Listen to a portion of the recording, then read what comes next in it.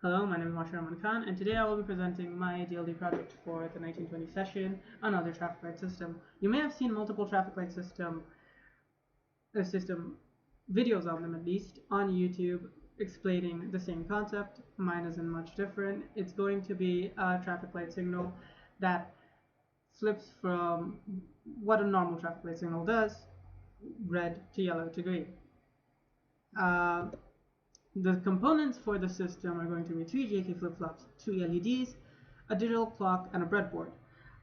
Currently, due to the situation, we cannot make a working prototype, but we can at least show a simulation, and that is what we're going to do for this project. In this project, this is going to be our K-map. This is going to give us an idea of what we require of the system. Let's say with this we change the values to don't care so that it's so that when we get the equations from the K-map, it is easier to apply to the simulation, which I will explain further in the simulation. So let's just jump into the simulation, I guess. Okay, so let's jump into the simulation. The simulation is a general idea would be that each of these JKs have to be a high to get their corresponding colors. The colors are represented with the green lines. Yellow is represented with black because yellow is too bright and it won't show up, and red is represented by red. Anyway, so we do not require clear and preset, so those are grounded, and the clock pulse is at 10.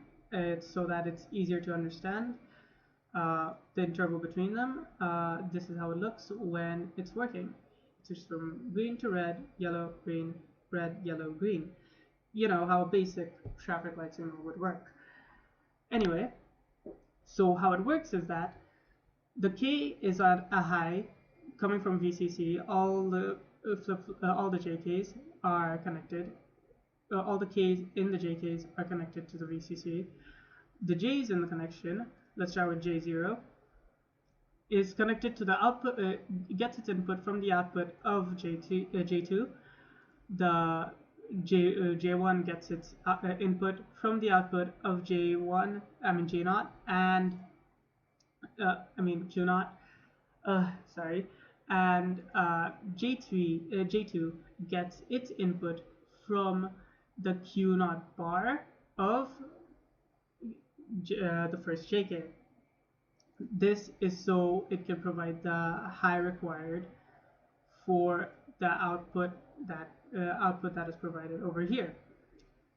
That is how the system works in general, and the clock pulse just provides a pulse that gives us interval.